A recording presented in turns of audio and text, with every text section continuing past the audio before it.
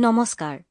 story টেললৈ স্বাগতম জনাইছো মই শৰ্মিষ্ঠা চক্ৰৱৰ্তীয়ে পাঠ কৰিবলৈ লৈছো মনিকা দেৱীৰ গল্প তৰা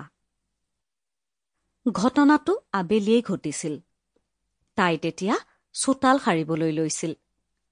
বাঢ়নীৰ খেৰবোৰ ধূলিৰ ওপৰত দীঘলীয়াকৈ পেলাইছিল তাই মাজে মাজে উভতি চাই দেখিছিল দীঘলীয়া খেৰবোৰত হেলনীয়াকৈ পৰিবলৈ লৈছে ৰ'দ আবেলিৰ চনকা সেৰিয়া ৰ'দ তৰাৰ মাহীয়েকৰ জীয়েক নীলি তেতিয়া নিজৰ কোঠাত হয়তো আইনাত চাই আছিল নিজৰ মুখ চাই চাই আপোন পাহৰা হৈছিল কাষৰ পৰা লাহে লাহে আঁতৰি যোৱা ৰ'দজাকলৈও চাবলৈ পাহৰিছিল তাই আবেলিৰ ৰ'দজাকলৈ নীলিৰ অলপো মোহ লগা নাছিল মোহ লাগিছিল তৰাৰহে কিয় বা এনে হয় গুচি যাবলৈ ধৰা শেষ হৈ অহা কথাবোৰৰ প্ৰতি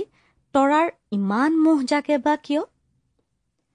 দূৰৈৰ আলিৰে পাৰ হৈ গ'ল ৰেল এখন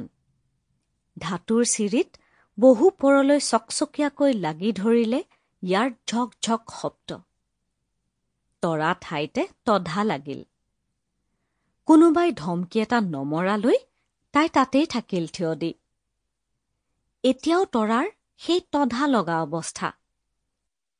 বাহলৈ ভুৰুংকৈ উৰা চৰাইজাকৰ পাখিত লাগি খন্তেকলৈ জিলিকি উঠিছে ৰ'দ অলপ দূৰৈৰ ৰাস্তাটোৰে পাৰ হৈ গৈছে গৰু গাড়ী এখন